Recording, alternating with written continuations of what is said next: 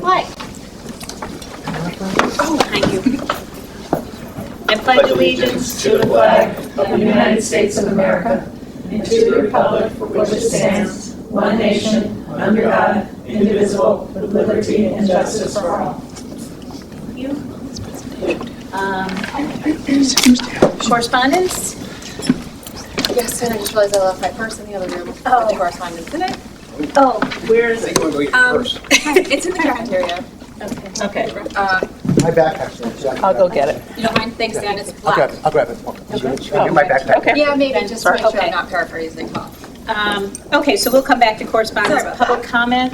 Is there anybody signed up for public comment?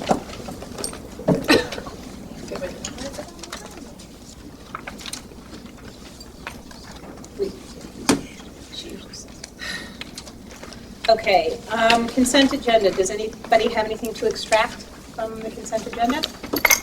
No? Move that we approve the consent agenda as presented. Second. Okay, all those in favor? Okay, great.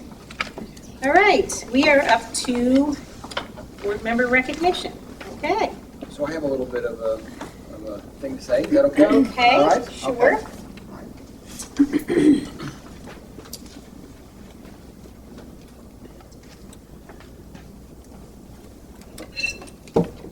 So this is that sad time of the year, or every couple of years, when it's time to say thank you and goodbye to some of the people who have meant a lot and have done a lot and have been here a lot.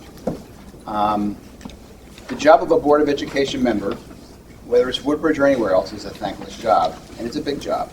There's many meetings, and there's long meetings. But we do count on our board members to hear the opinions of the public that they serve and to make difficult decisions throughout the year. The 4 board members that we are honoring tonight have been a pleasure to work with from a personal standpoint of mine and have been a wonderful addition to serving Beecher Road School. These board members who we're going to recognize tonight are accomplished professionals in a variety of fields in the area of law, education, banking, and healthcare. And they bring their intelligence and their smarts here to Beecher Road School to serve the best interests of our students. So at this time, I would like to say a word of thanks and a word of best wishes to each of our 4 departing board members. Todd Jokel's not here tonight, but I'd like to thank him. He replaced John Bolte earlier this year and was appointed in September 2018 and served on the Finance and Ad hoc Sustainability Committees. And so we can give a round of applause to Todd wherever he may be. Thank him for his service. Here you go, Todd. Congratulations. All you will. I'd also like to thank Claire Coleman. Claire replaced Emily Melnick on the board and was appointed in October of 2017. Claire has served on facilities, the ad hoc sustainability, and it seems like something else, maybe ad hoc enrichment. The town buildings, And just that's sort of right, as of course, the thank you. facilities. The ad hoc, that's right. So Claire, we'd like to thank you for your service. Thank you very much.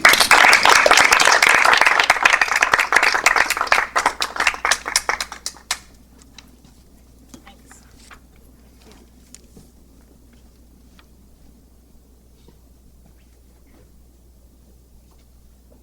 Garrett Luciani has served a full 4-year term, starting on July 1st, 2015 to June 30th, 2019. Garrett, we have a couple more special meetings coming up in the next few weeks for you. Is that okay?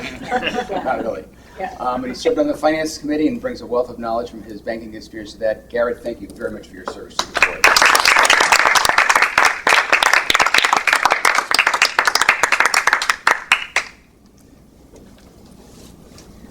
And last but not least, Margaret Hamilton, who has been a board member since 2010, chair of the board since 2011, and part of every subcommittee, ad hoc committee, policy review, group, contract negotiations, et cetera, that has gone on during that time. Margaret, we know we've given you a big honor before, so I'm not going to go through all that again, but you are to be honored, and we thank you for your long length of service. Thank you.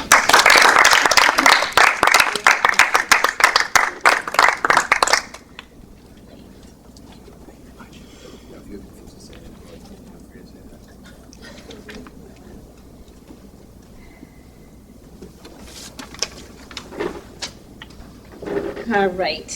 PTO updates? No. Okay. Ad hoc sustainabilities committee recommendations. Sure.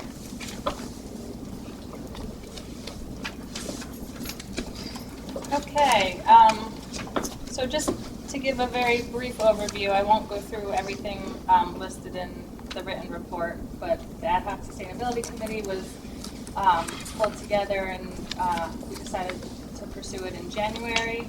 And since then, we've had 5 meetings, basically a monthly meeting, February through just last week in June. And we have a great group of dedicated parents, teachers, administrators who took time to evaluate what teacher should prioritize in terms of sustainability metrics, and really with an initial focus on food waste reduction and recycling efforts coming out of the pilot that had been run in May of 2018. So we looked at what Beecher's doing currently and looked at what other schools both in Connecticut are doing and across the country. There's actually a very active coalition in Connecticut, a Zero Waste Schools initiative.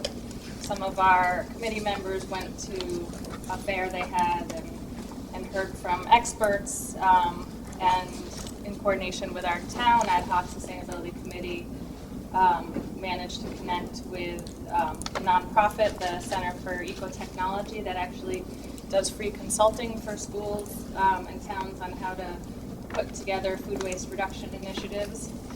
We brought one of the CET experts, Ashley Miss Pratt, to consult with us.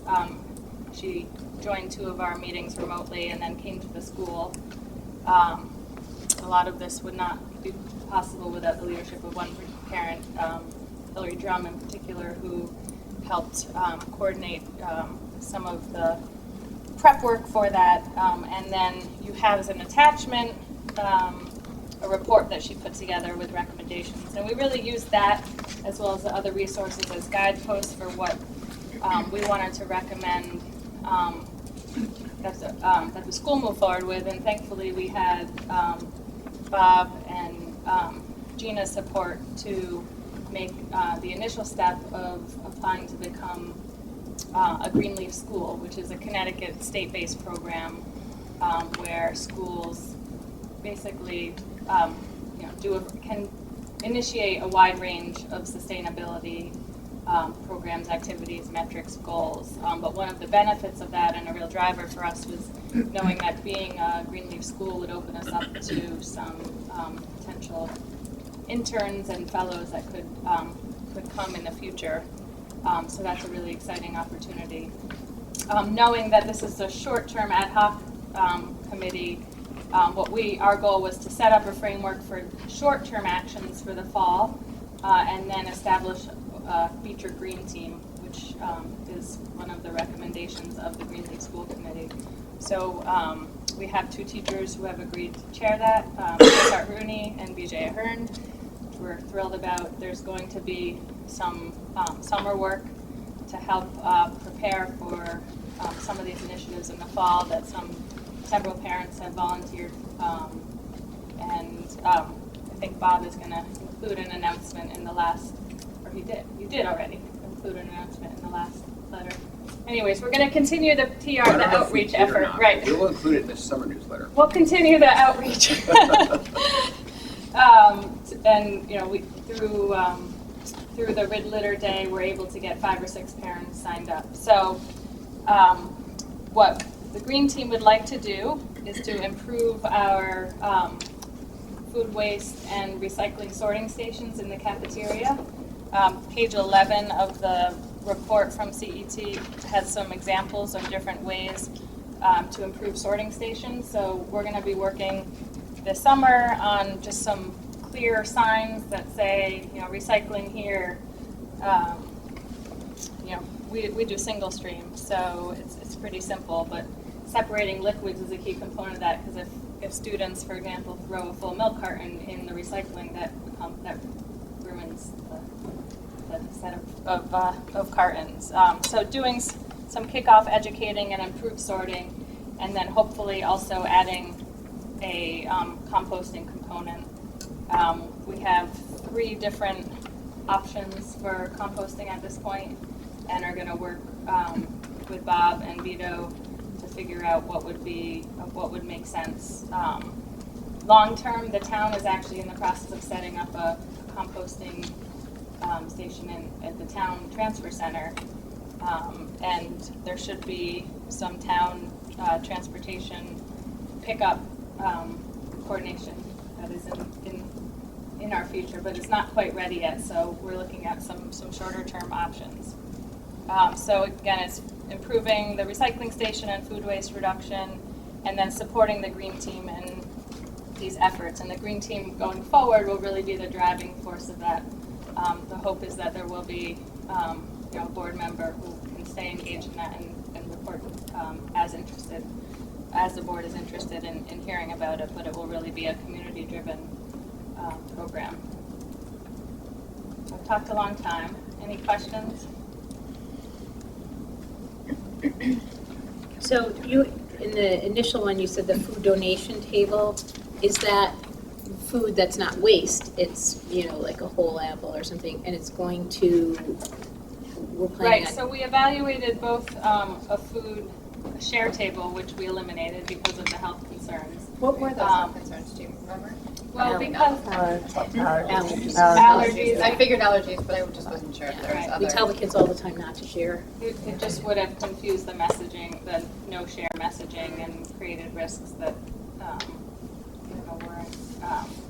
we're taking on. But if we have a food donation table limited to cafeteria purchase items, so still maintaining the principle that if you don't eat something, put it back in your lunch bag and take it home so mom and dad can see what you're not eating. But if you, it's basically apples, milk. It's a very limited set of items, but Haven's Harvest came and said, we'll take anything and we'll have someone come pick it up.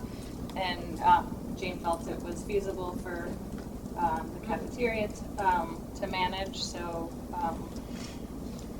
we'd like to have that be part of this initial fall initiative with the improved recycling and food sorting station. And the goal is for each class to get a little intro at the start of the school year. And Gina has said she'd work out a schedule so that each class can get a little tour of the new sorting station, and hopefully we can really create a culture of awareness of why we're recycling and reducing our food waste. And then there are environmental components, but there also should hopefully be some fiscal benefits for the school as well. Usually schools that implement these measures have cost savings as well. And you mentioned Bob and Gina were part of the committee, so all of these recommendations are recommendations that you guys are all on board with. Does anybody have any questions? Talking about cost savings, I was just curious, and this might not be something that we know right now, but so composting will be a small fee, but a fee. But will we save money in waste removal? Right. With that So and increase of So recycling. if Vito's in the process of confirming with All American Waste whether we can get a reduction in our monthly fee for the other pickup. Right. That'd be great.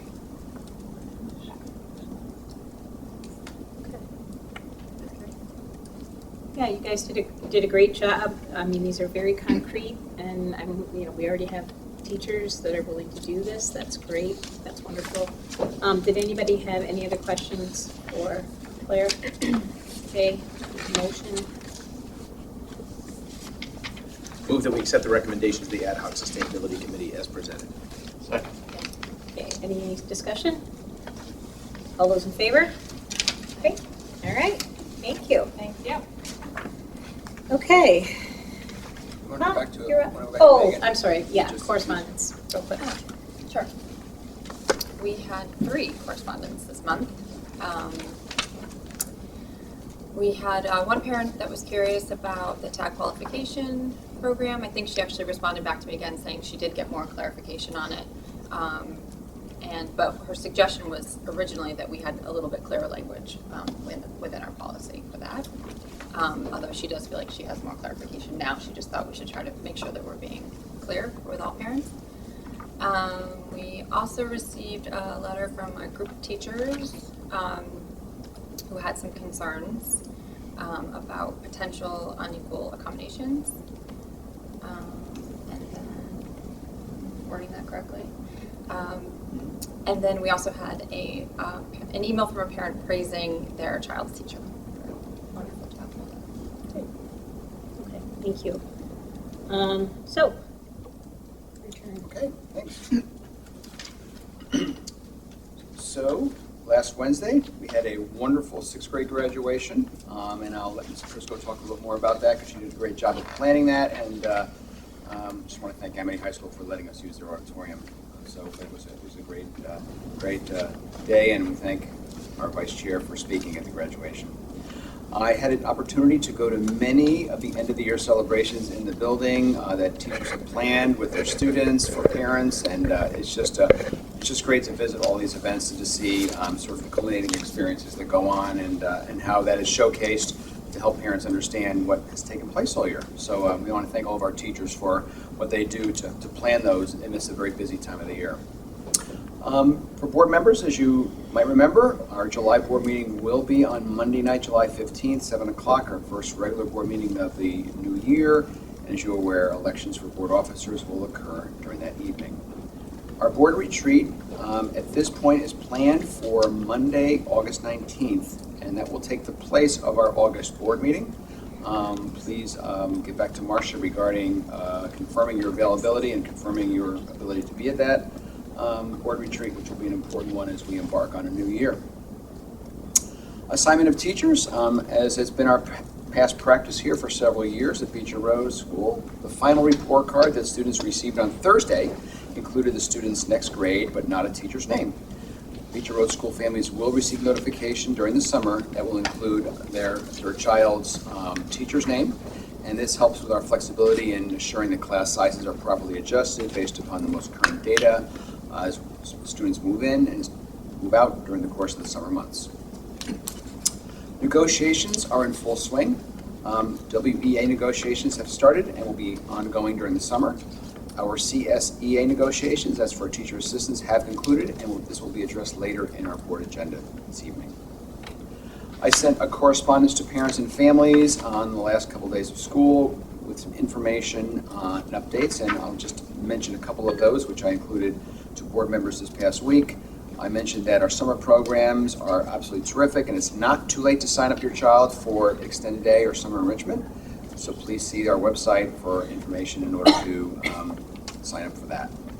Our current school year budget, as we all know, is impacted this year by a number of unanticipated increases in both the number of students requiring special services, as well as the number of unanticipated and expensive facility issues and needs. And last week, the town boards of Selectmen and Finance voted to approve a special appropriation to balance our budgets as the fiscal year ends on June 30th. We are very grateful to the town boards as well as the taxpayers of Woodbridge for their support this year. Next year's budget and staffing, as we thank the residents of Woodbridge for approving our overall town budget, as well as approving the Beecher Road School 3.61% increase. We are obviously grateful for this increase, and we're still mindful that it comes at a time when we continue to experience an increase in enrollment, as well as an increase in the percentage of students requiring special services programming. Over the past few years, this trend has resulted in stretching our faculty and staff, as well as shifting more of our general area teaching assistant positions towards special education assignments. This trend will continue next year and will result in sharing teacher assistants between kindergarten classrooms and as well between some various grade levels. Enrollment increases will also result in reassigning our TAG instruction, talented and gifted instruction, to our library media staff. On another item, follow-up information regarding last week's false alarm that we had. We have determined that it did originate from our PA speaker system, and we are working with our vendors to further diagnose and rectify that issue. In regards to a facility update, our ad hoc building committee, while it has disbanded, they have still continued to meet to support the the efforts that are being done over the summer on our HVAC system. As you know, our HVAC system Phase 1 was implemented during the course of the April vacation. We are looking to test those improvements, and then Phase 2 work being scheduled to be done over the summer. We got good news from the Office of School Facilities audit in Hartford, and that audit has concluded and resulted in the release of the final grant dollars for the Beecher upgrade that took place several years ago. The final payment of $292,182 will be issued in the coming weeks. Of the total $13.3 million project cost, the school construction grant funding for the renovation amounted to a total of $3,069,058. And this is in addition to any energy rebates and incentives that were already received by the town. Beecher Road School had a fabulous field day, the second annual field day on June 7th, and I'll let Mrs. Prisco talk about that in a moment. You'll be interested to know that our website is undergoing a redesign. We've embarked on a process to redesign our website and expect to have it completed sometime in the fall. This coming Wednesday, several administrators and myself, as well as one teacher representative, will be joining together with our BOA colleagues across the 4 districts for some equity training sessions. And so we're looking forward to that all day on Wednesday, this coming Wednesday, June 19th. Another great event that took place this past week was the school-wide outdoor read, which we'll hear about in a few moments. I am very, very pleased to announce publicly again that the 2019 Teacher of the Year was announced at our end of the year breakfast here at Beecher Road School. Third grade teacher Mary Vincitorio was selected as our Teacher of the Year moving forward. Mary has been with the district for 20 years, and we congratulate her and wish her well on the state process and the state competition. During that breakfast, we also recognized our retirees, our interns, our temporary employees, as well as recognizing our outgoing board chair, Margaret Hamilton.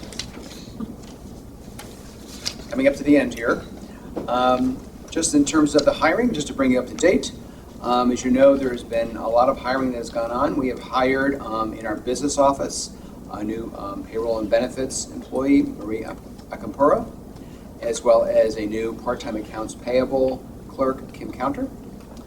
We've hired several teachers, a new speech teacher, Christina Renzoni, a new English language, remedial language arts teacher, Taylor De Silva, a new MAG teacher, Robin Gerber, a new full-time special education teacher, Jennifer Naylor.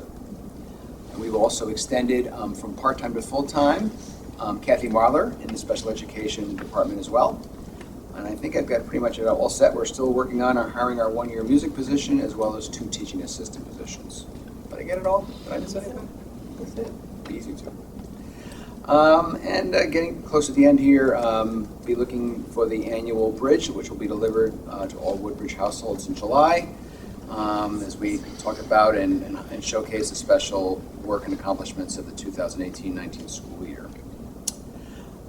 I'm just going to let this bridge right into one of the items on the agenda, which tonight is about space usage update. So as you know, we spoke earlier this year as a board about our growing enrollment, the fact that the inn is full here at Beecher Road School. We had a number of staff positions we were hiring for. How are we going to make everybody fit? A couple things have happened since that time. We did embark on a process of asking all faculty and staff to provide suggestions. How would you best use the space here? How might we make some changes? How can we better use and be more efficient with how we have all the programs placed? Suggestions were received. Our building administration met with our team leaders, and they reviewed those and took note of the things that they felt were integral to doing for this year. At the same time, during our budget process, not all the positions that we may have anticipated being filled were filled. So we did not have to fill as many positions and therefore have rooms for them as we may have originally anticipated. So in the end, besides the typical moving of classroom teachers, if a classroom teacher changes from one grade to another, we have a few changes of those. Those are just a room for a room, sort of an even trade-off. we've done a couple things. We've done some strategic space usage. We've done some sharing of larger spaces. And so to that end, we've taken a look at our North Language Arts room, which is close to the North office, and we'll be having 3 teachers share that room. 3 teachers that can share that given the assignments and the small groups that they use, the small groups that they service. We are also going to be making usage of our book room that is up near the North office as well for a space to be used by a staff member. Our health teacher, who will still be on a cart, will have now a better home base for all of her materials in the technology department area. And we're going to strategically make some shifts in how we use our music room and one of our resource rooms in terms of a flip-flop, which will better serve the students in terms of proximity to other rooms and for sound. So in a sense, we've taken care of things for this year, and on a year-by-year basis, we will take a look at this and see what we need to do to efficiently use all of our square footage. That ends my report. Are there any questions for Bob? I thought part of the plans for space was to look sort of down the road. You know, if we continue to, what happens if we have to add another classroom? What happens, you know, in terms of student population? Right. So we do have some other areas, some other ideas that were generated that we felt that were not necessary now, but could be used if we were so fortunate to be able to expand the number of staff and need more spaces. Things such as the Commons. The Commons is a very large space. Might that be used for multiple purposes? Right now it's used for PE as a sort of an extra area for PE. That's one of the ideas. One of the other ideas was taking a look at the North Language Arts room and maybe looking at that in a different way, not just split up in terms of small programs, but in terms of looking at one program in there or one special in there. So we do have a list of ideas that have been generated that we felt were not it was not timely to tap on those right now, but that we would revisit as time went on. Anybody else? Okay. Thank you. Okay. Now is it Gina? That would be great if we could follow up on a few of these things with the building administration. Ms. Prisco. Hi, everyone. So I'm a little bit short tonight and just going to follow up with a few things that Bob talked about. The first, but certainly not the least, is our 6th grade graduation ceremony. Thank you. We had some members here. Steve, thank you for speaking. Lynn, thank you for being in the audience. And it's a little bit more formal than a typical 6th grade, but they spend so much time here at Beecher, and I've said that often, that we really do want to make it special. And I always say at the dress rehearsal, I don't know if they're going to pull it off, but they pull it off amazingly, and they really do a great job. And one of the traditions that we've started is the song that they sing, and it really just, Ashley DeRay, a 2016 graduate of Beecher Road School, wrote the lyrics, wrote the music, and the students sing it. And it is really just unbelievable. And it just brings them together as a class, and of course the baby pictures, you know, the joy that is that day, for a number of reasons. There's a little anticipation about leaving, nervousness about going to middle school, but they're really ready. So it's a tradition that we are happy to continue. Field Day, a new tradition brought back that was years and years ago. It's our 2nd annual. I would be remiss if I did not say Anthony Taddy, Ariane Buzzard, Andrew Lavaway, and all the volunteers kind of behind the scenes. But one comment that I overheard was, wow, we have 850 children out here, and it is so organized. Everyone had a place to be. The 6th graders, you know, they kind of rise to the occasion. They had assignments. They run all of the events, you know, certainly with the adult staff supporting them. But they're in charge. This is their way to give back. And that was probably one of the best things that we could have done, was to say, you've had your field day, you're ready to go off, now it's your turn to give back to your community. And the little ones really do look up to them. But I promised Ms. Sherman I would use the word, it's just joy. That's her word. And we were able to, thank you to Jeannie Charliglio in the tech department, she put together a little video of the day. And it's about 15 minutes so that you really can see, the staff can get to see, because you're with your class and you can kind of see a picture of the day. And we start our year and ended our year now with a school-wide walk. And thank you to Mr. Letch and the band, the drummers playing Street Beat. all the way around the driveway. It's just, it's great. I'm all positive tonight. It's all good things at the end of the year. Our school read, kick off the year and end the year with an outdoor read. And just children sitting outside, either listening to a book, reading with a friend, reading their own book, just enjoying books and being outside. And it really is a way to bring us together as a community. And we remain working hard. Many of our teachers are working on summer curriculum over the next few weeks. And we talk about curriculum never really being done. So we've got some work going on in science. There's some assessments that are being revised, some new units that are being worked on. But we even are looking at, you heard Mr. Gilbert mention that we've hired a new English language reading teacher. And so she's even coming in to help as we look at some of our assessments to make sure that they are accessible for students to whom English is not their first language. So those are all things that, you know, we need the summertime to do, because during the school year, there's not that dedicated time to set aside to do those things. So that's some of the work that's happening. And so I thank all of the teachers that, you know, are here doing that. And we checked in with two of our teachers working on social studies, and so third grade. So we, you know, they'll be doing that work, and we'll be able to share all of that out in August at our PDDs. Any questions for me? Any questions, Regina? All right, thank you. Very much. Thank you. Okay, so I think we're on tag.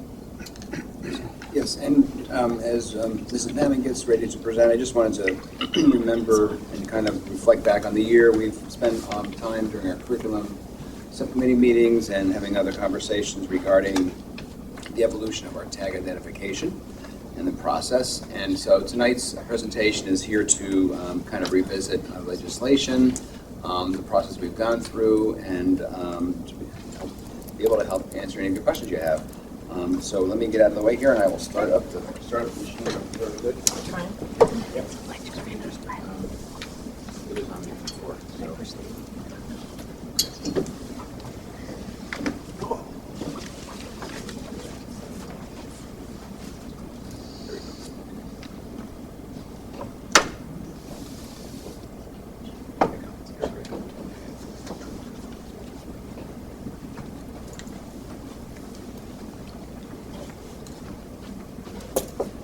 So I'm here today to talk about the Talented and Gifted update. We had the ad hoc committee, and a lot of the ideas came from that.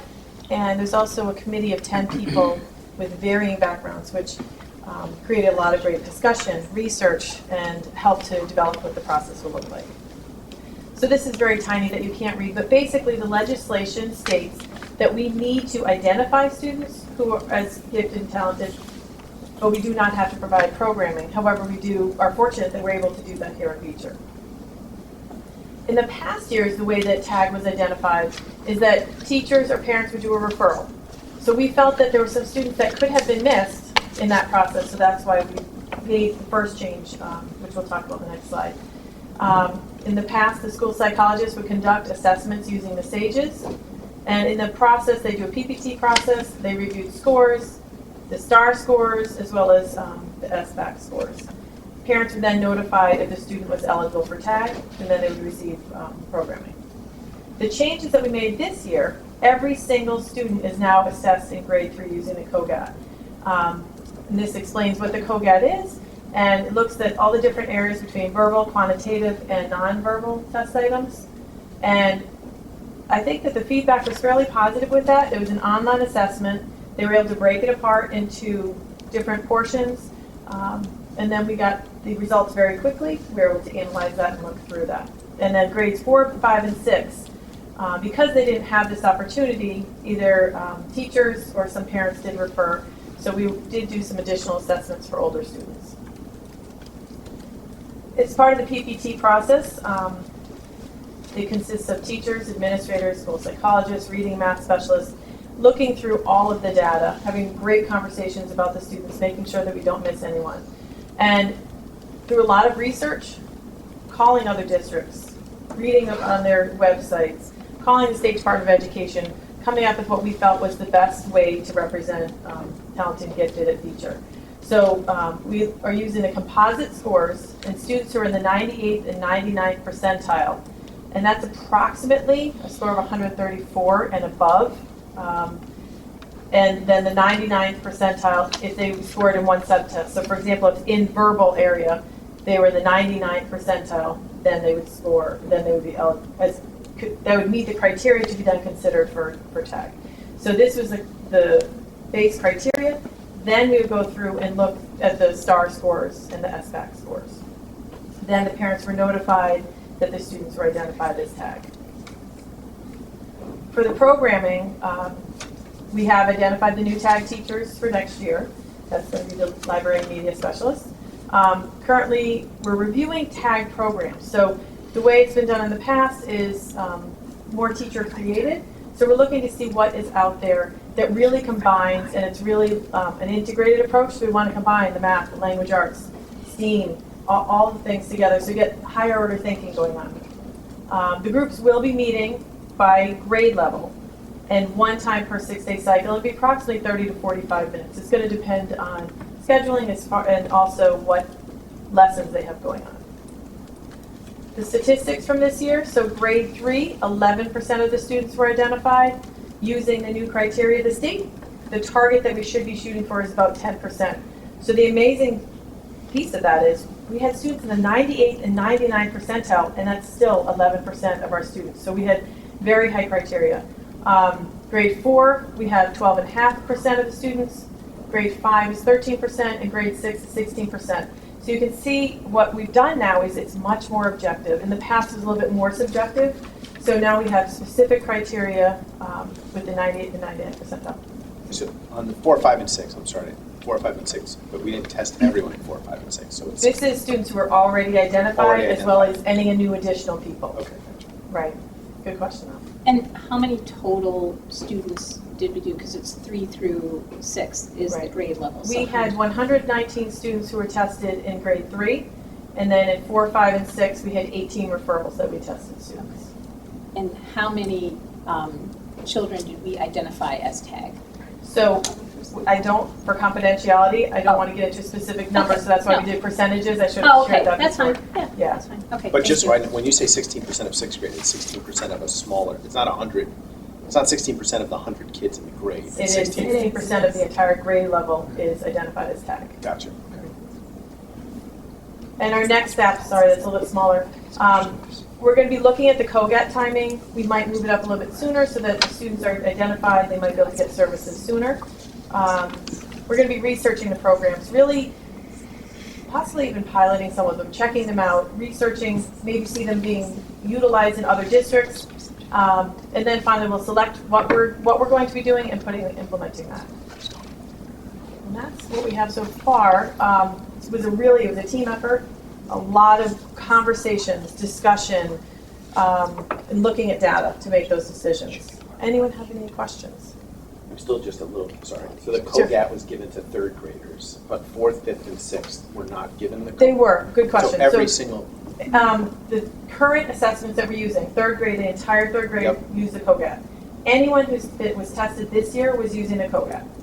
So years past, if someone was already identified, we did not change their identification, they're currently still eligible. Got it. Anyone moving forward, they must be identified by COGAT as a starting criteria. so the reason there's 16% is not necessarily that they scored 99th on the COGAT, it's just that they were identified in years past using different models. Got it. Right, Just want to make sure so we think that our numbers will be closer to the 10% moving forward. And if we have to adjust, we're not going to cut students off. But that was a good number. We tried different numbers, if it was 98th, 97th, and really to be right around that state recommendation, that's where it was, is the 98th to 99th percentile, which is incredible. Which also matched what some of the other districts It that did. we checked into were doing as well. And then for programming, you mentioned one 30-minute, whatever, per 6-day cycle. Right. What's the plan for where we're pulling them from? That's a good question. So we're going to have to work with the classroom teachers at each of the grade levels to work out what makes the most sense. Could be potentially an intervention block. There may be some times that they have to, there's only so many hours in the day that it can fit in when we have availability for the staff. So we'll be working together with them, and any work that students miss, they would have to make that up. Right, because I know in years past, when you pulled a kid out, because they were identified math tag, they did math, but it had nothing to do with what the class was doing. Correct. So they'll have to work with their teachers to really work on making up any work that they miss. They'll try strategically to do it so they're not missing anything critical, but reality is the whole day there's a lot of amazing things going on. So they'll have to know that they have to do some makeup and check in with the teachers. And the process of executing the test, I think in one of the slides you talked about how much time it took. It was... So the teachers were trained in doing that, as well as our school psychologists. And the teachers within their classroom, so it was a comfortable environment for the students, they were able to do that with their class. Any students who missed a day and who needed makeup, Kayla Widmeyer, who's our school psychologist in the upper grade, she worked with those students and did all the makeups. did you, I'm just curious for kids that maybe are, on the lower end and then did the test in any way create anxiety or, it's a test to identify high-performing kids. I would hate for a kid to take a test that they probably weren't going to get into a tag program and somehow we made them I didn't hear uncomfortable. any negative comments about anyone getting anxious. Okay. It was given on the iPads, which they take For SBAC. everything on. Okay. They take STAR on it. They take Okay. so it wasn't like throw them in the computer lab and use a mouse for the first time. And they were in their classroom. They were, and I think that we were both circulating during some of the tests, and we didn't get any reports from the teachers about any children Okay. having. And the third grade teachers are so great about. They were coming up with cute little rhymes. They did a really great job, I think, of making it sort of comfortable for the kids. And the teachers went through the training. They came back and asked questions. They worked, and I should say James Crawford really helped with the technological piece, helping make sure everything was all set. If there were any issues going on, he was right there helping out. So far, it was, for first year doing it, was very smooth. Great. Great. Anybody have any questions? Oh, Yeah, just to circle back to one of the correspondence that we had, this seems very clear to me. I'm just wondering, because I know it's a new process, this is a new way of doing it. Where will we be putting this so we can tell parents this is where you look for our process? Will it go in the student handbook or? That's a good question. I'm guessing we'll probably put it on the website on a tag section for sure, but as far as a handbook, Just good to know where to Space-wise, we might be able to put at least some information to say where to find it. Okay, so the website that- might that's be on the the best website. place for that. And literally, this is hot off the presses because it really took a lot of dialogue and discussion, so it really just got finalized last week. All right, thank you. great. Thank you very much. Thank you. All right, don't move because we have another presentation, so. Okay. I think our wellness is the next one on tap. Okay. I had the clicker, or you can pass the clicker Oh, did to I? Anna. Kulo and. Let's go. You know what, mine are for far away. Where she's gonna start. Mine are far away. I might have to move up here. My glasses.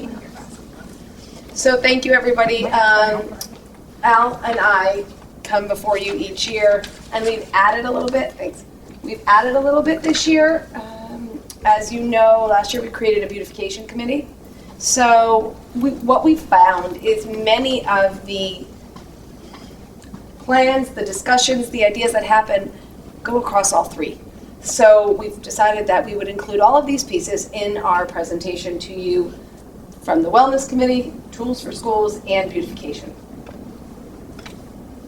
I'm not going to read all of these to you, but they are, this is what we live by for our wellness team, and who's a part of it. We have had always had a parent representative, we have some teachers on the team, we have had a board member on the team, on and off, these people have shifted, and then always our nursing supervisor, Stacey Katz, and of course, Jane Bondy, who's here tonight. Thank you for being on that. And so members of the administration. So we try to make sure that we are following the requirements, but also what's right for Beecher Road School. So I'll leave that there for a moment.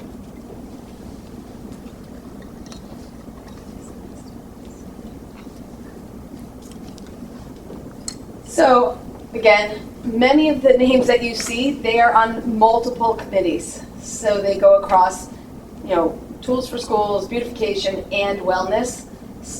Again, these same shared ideas, really, it's all encompassing. So I thank them all for being, because again, all of these committees are voluntary. They meet before school, after school, and tools for schools particularly, and I'm not going to steal your thunder, but it takes a chunk of time for when we are touring the building and for people to actually fill out the survey results, but I'll let Al talk to that in just a few minutes. So we have to review ourselves. So we took, I'll call it a checklist, a survey, and rated how well we are doing in what's called the WellSat. And it's many, many areas. So we started it kind of mid-year this year, and we will finish it next year.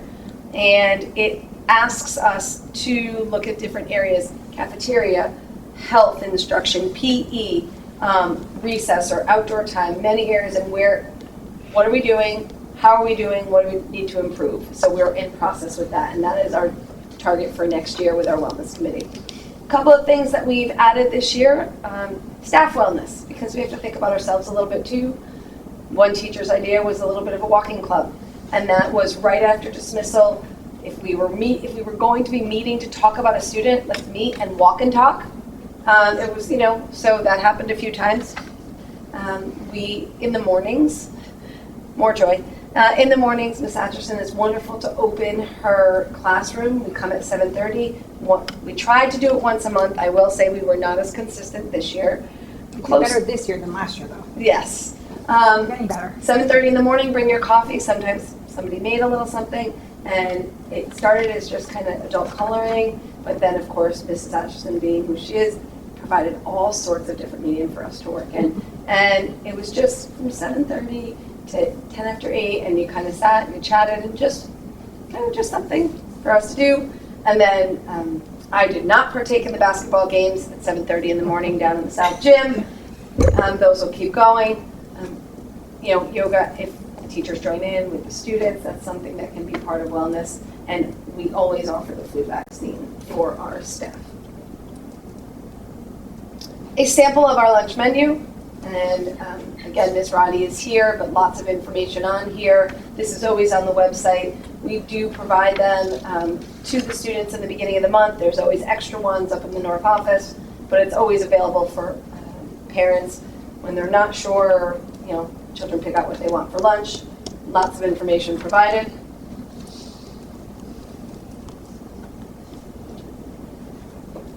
Some little fun facts. And we certainly try to keep all of our information updated online, so that at any time, parents, whoever, we get to people moving into Beecher, moving into Woodbridge, wanting to know, what does lunch look like? How do I buy lunch for my kids? Do I have to send in money? All of those kinds of questions. So we try to keep all of that information online for people to see. What's really pretty awesome about, I guess, our lunch program, and maybe this is the same in others, parents can designate how they want their children to purchase lunch. They can put money in an account, and it's only for lunch, because there are some times where they might want a treat, and they all meet the wellness requirements, but maybe you don't want them having a treat every day. So then you put just a little bit on the side for the treat day, and you have those conversations with your children. Our policy is always online, as well as all the information about our lunch program. Mr. Poole.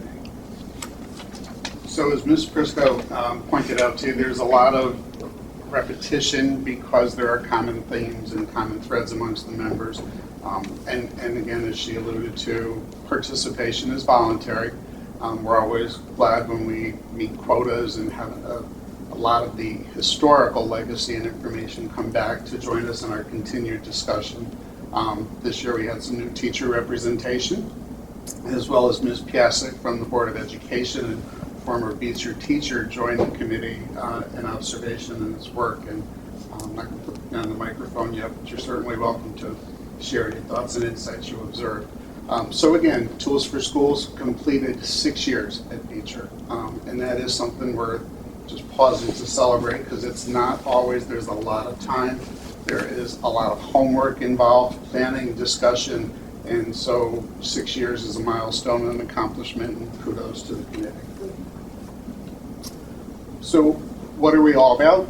Overarching theme is improving indoor air quality in Beecher Road School, which is approximately 170,000 square feet. Not an easy feat, but our common denominator for success, and you'll see by some of the bullet examples, is communication. It started day one with the preface that this is not a gotcha exercise. This is not intended to shame anyone or highlight bad practices. It's all about improving and working towards best practices. For example, bullet number 1 talks about continued systematic replacement of classroom rugs. Imagine the wear and tear that your classroom rugs are taking. So the goal is, with guidance from our health inspectors, school nurses on it, so there's a lot of key stakeholders that can give you constructive advice. The goal is to replace them every 5 years. So we've pretty much been on target, and this summer we're targeting the A, B, and the K wing. A few additional. Right, and some satellite classrooms as well. But again, we're keeping to the 5 years and under. We've dated the rugs underneath, so we have point references to when they were, and rugs belong to the room and not the faculty or inhabitants of the room. So any room changes, furniture stays where it is. Again, the following bullets really allude to, it's all about reinforcement. Our welcome back packet has that same teacher, custodian, classroom, who does what, so that there isn't that festering of animosity, if you will, because an expectation that isn't part of the package isn't getting done. So it's been very well, and you'll see a little later on with the response rate from the surveys, which, keep in mind, are sent out in the fall, so when everybody is getting back and really getting the school year into gear. So it would be easy to dismiss it, but again, kudos and accolades on the level of participation from staff that do take the time to give us their feedback. A couple of notable items here is, you might not think, well, trash receptacles are emptied daily 100%, that should be a no-brainer, that should be there. But in a building that doesn't really shut down, meaning that receptacle could be emptied at 3:30, 4 o'clock in the afternoon, but there'll still be programs going on in there. So people are going back and doing it where staff answered in entirety those receptacles. So that's something worth celebrating. Also, the next category is a celebration. Classroom windows are operable. Look where we were just 4 years ago, and enter the building upgrade. So those of you that have been around, we've heard good, bad, and indifferent about the building upgrade, but here's proof positive of a return on investment, 96%. And we speculate that the 4% that said no may have not know where their windows are, or there might be counters in front of them, so they're not sure where the mechanisms are. But celebration. Similarly, there's focus areas for us to framework our return work. 67% of ceiling tiles are free of leak. Obviously, we would target that for 100%.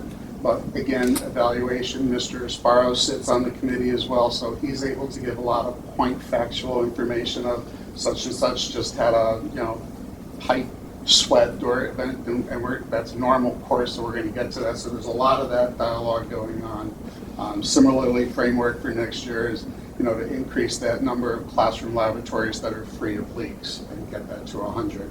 This is a somewhat painful look on a smartboard, and it's even more painful at the committee level, dissecting survey data, but this is what it's all about. So when we receive our responses from staff, we do what educators do, and we mine the data and look for patterns, look for areas of focus.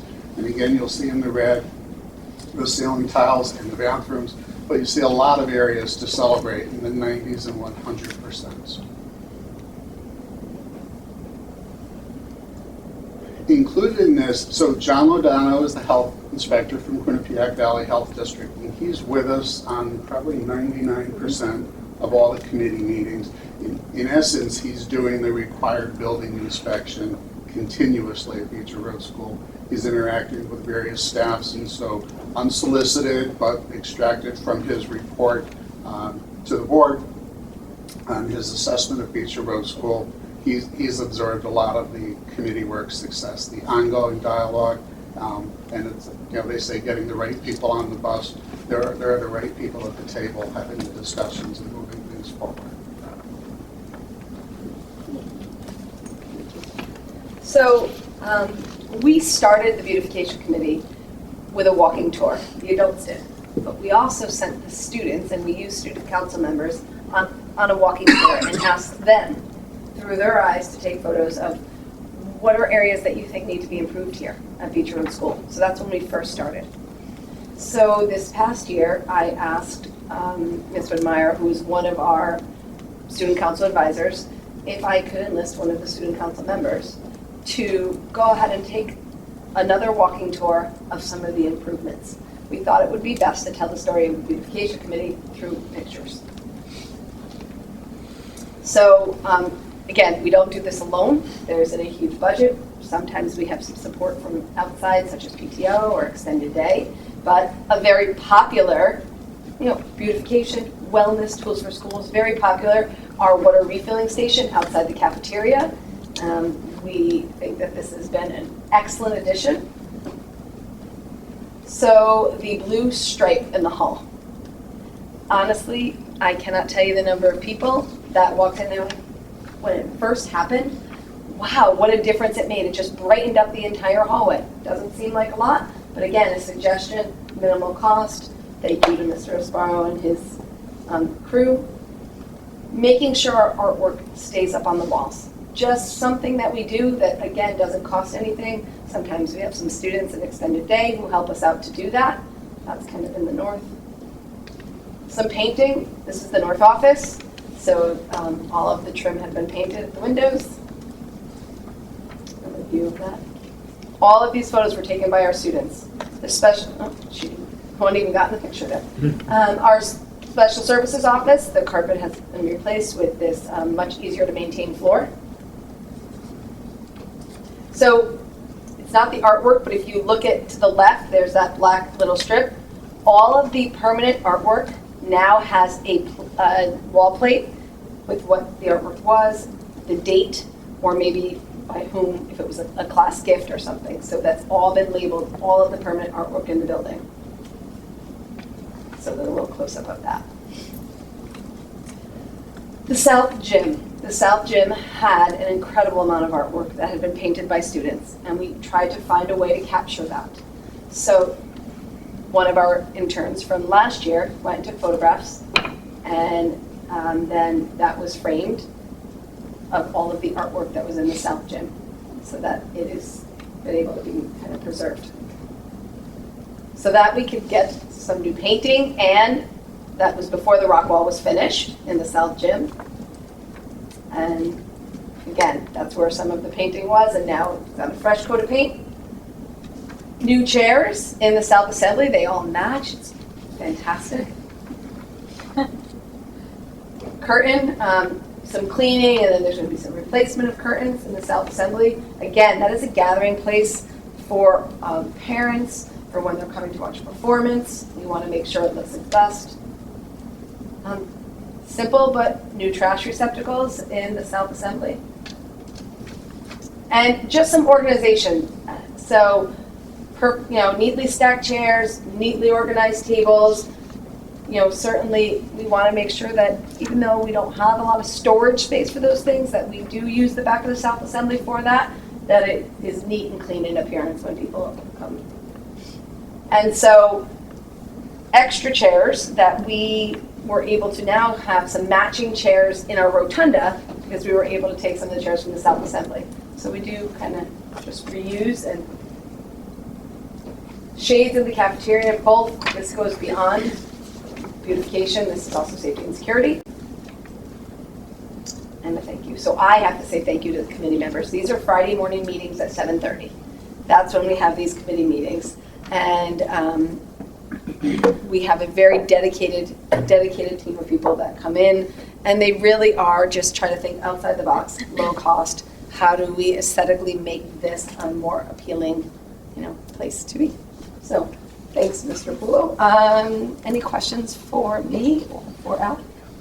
I know you give us this report, every year, and really kudos, because it makes a difference. The little things, the big things, just the cooperation, staff knowing that, if something's wrong, there's a process and somebody's paying attention, that's huge. So thank you for all three components.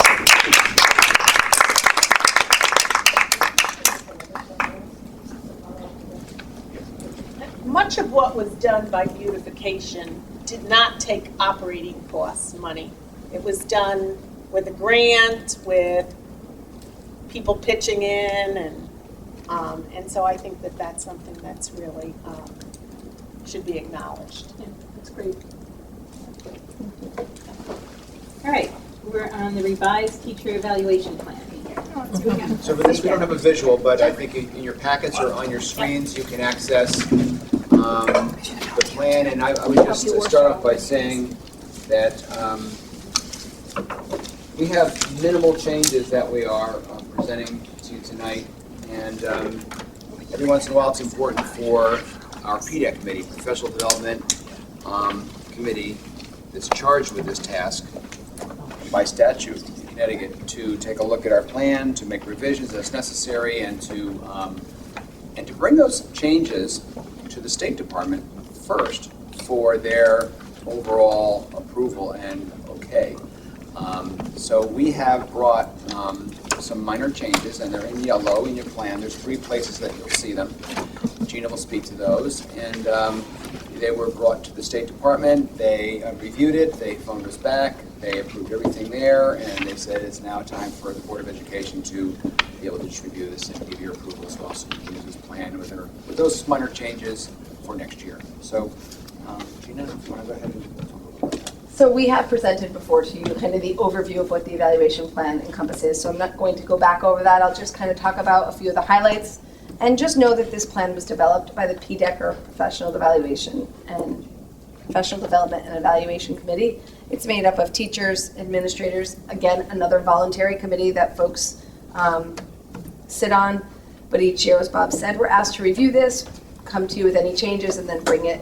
Aside from some formatting, so we kind of looked at, is this user-friendly? So we've done a lot of formatting. Some of the, overall the plan remains the same, but we have made sure that it is a plan that is comprehensive.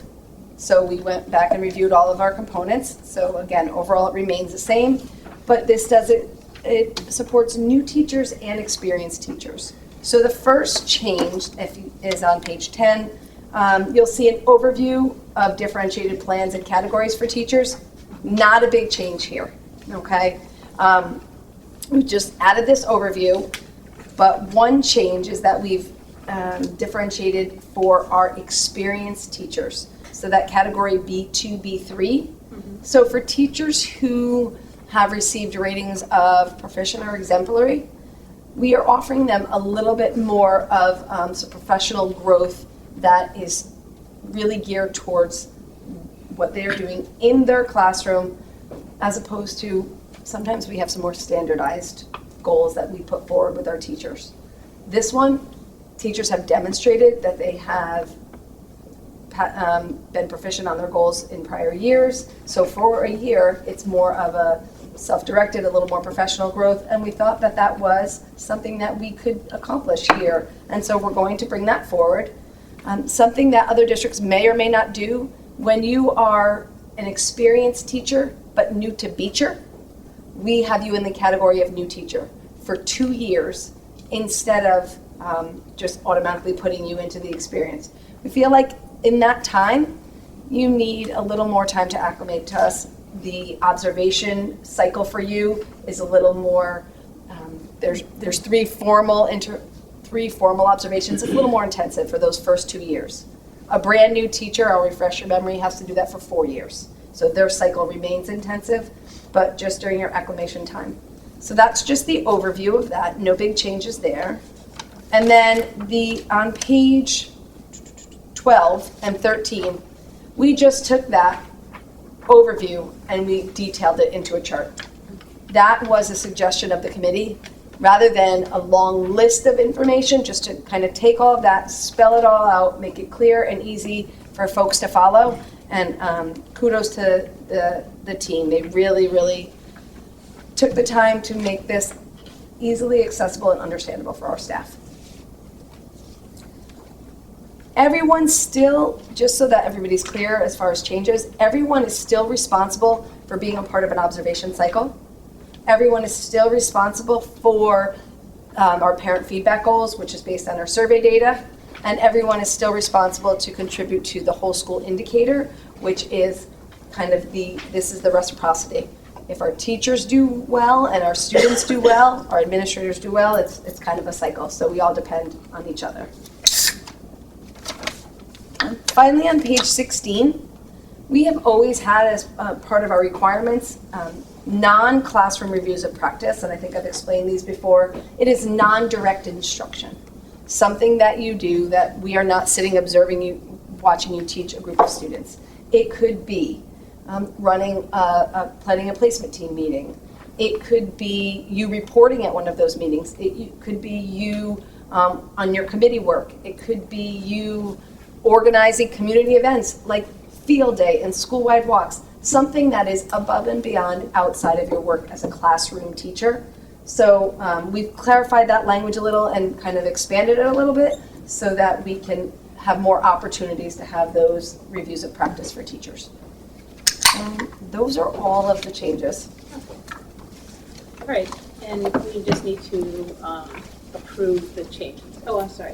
I just have two quick. Sure. So one is, now that we're in this, the parent survey, it just seems to me, it's a weird thing to apply 10% of a teacher evaluation to a school-wide survey that's anonymous. Like, what's the point of that? So those requirements are not teachers' requirements, they're state requirements for the parent-peer feedback. So what we do But is the state requirement anonymous, or is it supposed to be that you take the teacher, that individual teacher's responses? It's supposed to be from the school-wide surveys. Yeah, so in other words, it's not personalized, the survey is not personalized to individual people, about individual people. It is a general survey. And that's the standard that we're asked to adhere to, so. So you break So out we the develop- respondent No. from that grade? No, it's just. So school-wide, so we look at a School-wide, school-wide whatever. goal. Every teacher gets credit for Or whatever not the credit, school. Or not how the credit. results are. Right, so teachers need to bring evidence of whatever the school-wide goal was, if it was an increase in parent communication. They have to bring evidence of what they've done as a classroom teacher to Cheryl, these are myself, what they've done to help us improve in that area. Oh, right, 'cause you can't even break it down by No. grade, because one parent will No. respond to multiple grades. Yeah. I was trying to think of, yeah. Right. And I know these are, and then my second question is about the, we now have with SBACs, we have these, growth numbers. targets. Right. Have those been sort of brought into play in the individual teacher evaluations, like their classroom growth of their students? It cannot be. So there was, when the teacher evaluation plans were, the new plans, or the structure of these plans were brought into place, I'm now saying like 5 or 6 or Right. 7 years ago, as you might remember, as a board, you probably remember that. Yep. There was a lot of, just to be honest, there was a lot of pulling and tugging between unions and the state board in terms of, will we count student data or will we not count student data? And if we count student data, which will it be? And how much percentage will it go towards? So while Smarter Balance, or actually at that point it was even CMT at that point, and then eventually evolved to Smarter Balance, eventually the process played out where it is not required to have Smarter Balance or standardized state testing data as part of the 45% of the evaluation summation.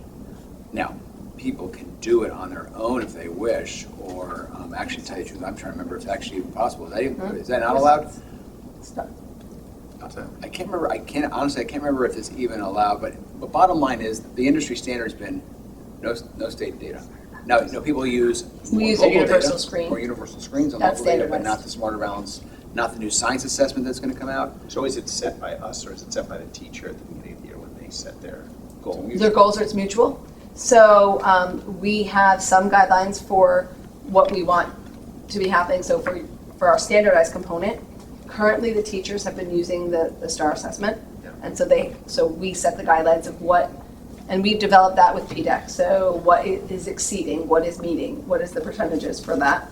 And then the teacher brings forth the second part of their goal.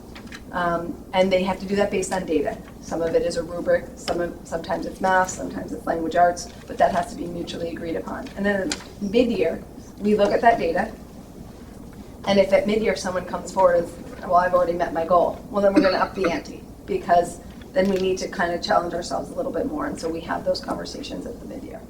So they're mutually agreed upon, the goals are. Any other questions? Okay, you want to make a motion? I move that we adopt the educator, evaluator, and professional learning plan as revised for submission to the Connecticut State Department of Education. Second. Okay, any additional discussion? All those in favor? Okay. All right, thank you. All right, we are up to upcoming meetings, right? Okay. So we did discuss this last month a little bit, the parent, student, staff surveys. That information is going to be presented at the next meeting. We did talk a little bit last time about what people are looking to see. Is there anything that people have to add, would like to add in terms of what they want to see in that presentation?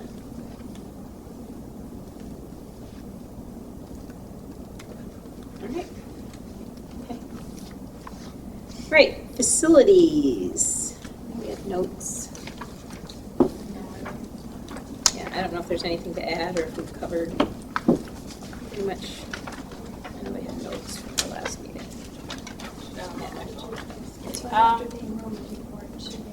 Yeah, it's I just got too much paper, I should have had it up. Let's see, we reviewed, here we go.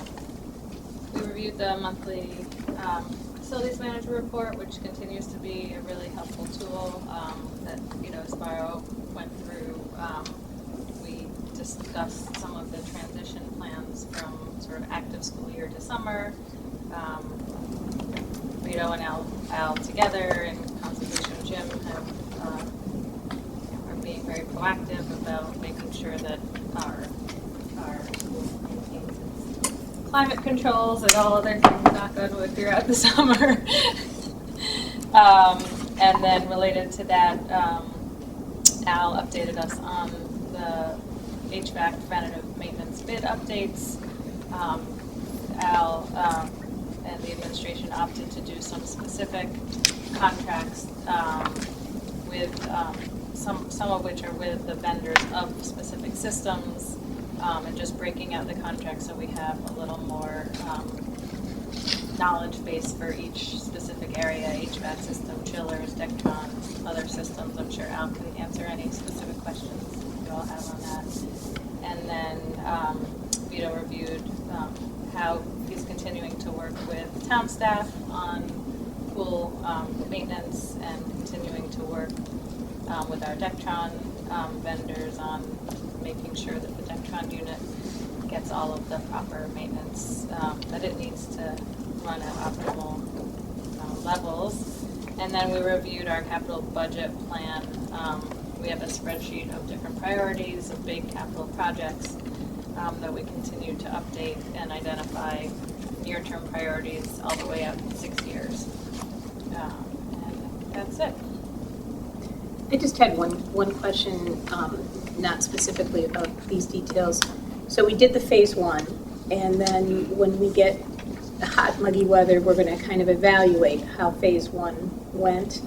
And then as of 7/1, if we have made the decision that things went well, we're going to continue Phase 2. That's phase right. 2. Yep. Okay. So do we have kind of a time frame and a plan? I know it depends a little on the weather. It's totally dependent on the weather, Okay. because the weather hasn't, we've been sort of, we haven't hit the humidity, the strong humidity trends and levels, but Eric Beach, who's on the front end of this, is taking trending data at this point and will continue to do that. And once he feels he has the data that is able to be analyzed, determine if we achieve what we want to achieve, then the green light will be given to go to phase 2. And we're saying over the summer because we just don't exactly know when that's going to actually happen. But we're hoping that it will be soon because we want to move on that quick. Okay. And we're comfortable, because in the Van Zelm report, there was all kinds of criteria about you have to, look at all these other things to make sure you didn't screw them up while you were fixing this. So that's all part of our evaluation before we go executing phase 2. As part of our evaluation, also there will be, I'm forgetting the word. What's the word at the end? Audit. They're trending. Well, the trending, but I'm thinking of at the very end, commission. I was saying christening, but commissioning. Commissioning. Maybe christening too. Okay. Yeah, so there will be a commissioning to a verified separate commissioning that would go on to verify that everything's working the way it should be working. Okay. And just so you know, so Bill Donald, who crafted the Van Zelm report, Right. he's still very much active and on site and part of the data capturing and trending. So all of the designers, if you will, are still active members of the conversation and the research. So we're just going to wait, we have to wait till it gets hot and muggy enough to challenge our system? Okay. Right. Okay. The good news is we haven't had bad weather. The bad news is we haven't had good weather because we want to have bad weather so we can, Yeah. kind of get this fully Okay. assessed. I'm sure. All right, finance. So we have an action item, which is the 1920 budget reconciliation. So we went to the town with a budget request. The Board of Finance reduced that, and you have before you the report of where we've made the modifications in the budget to meet the cut by the town. So I'll move that we approve the reconciliation in the 1920 operating budget as presented by the administration.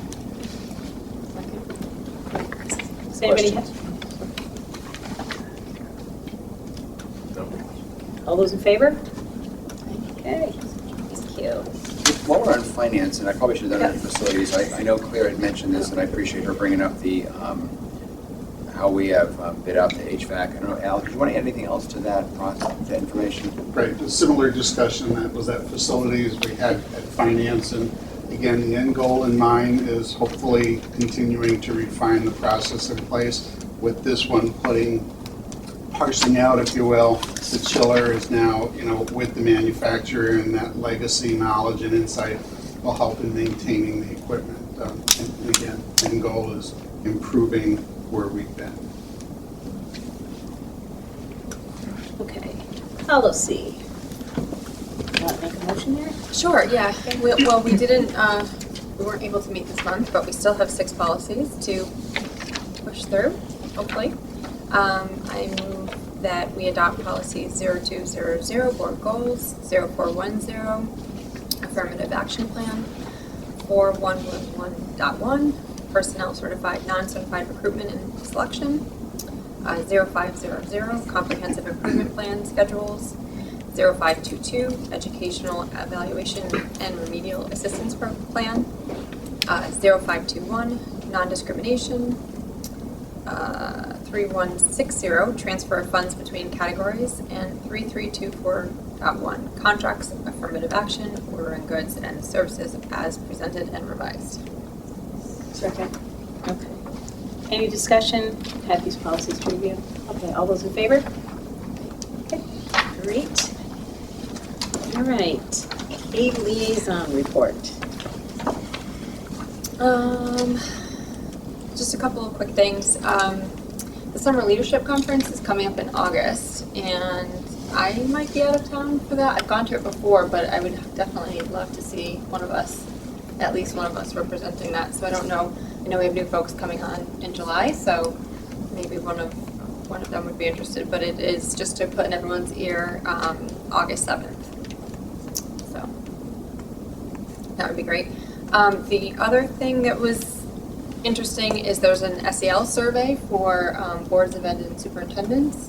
I know some of us went to the CABE CAPS conference, and Mark Brackett presented to that, and they have collaborated with CABE CAPS to create a survey to try to get feedback from boards and superintendents. So if everyone has about 10 minutes, their suggestions, they're saying it should be about 10 minutes. We all received an email about it, but if for some reason somebody is interested and didn't get it, let me know and I can forward that on. So it's anonymous. So that would be good. So, that's basically it. So, Okay. that's good. All right, new business, we need to ratify the CSEA contract. Bob, I don't know if you want to. So I'm going to, we finished negotiations with our teacher assistants, and tonight we would like to, in executive session, discuss with the board results of that, and then come out in open session and vote on that.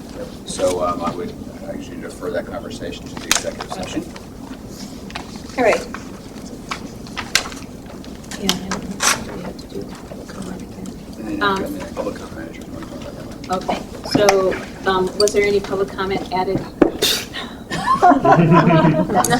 I think there might be. Okay.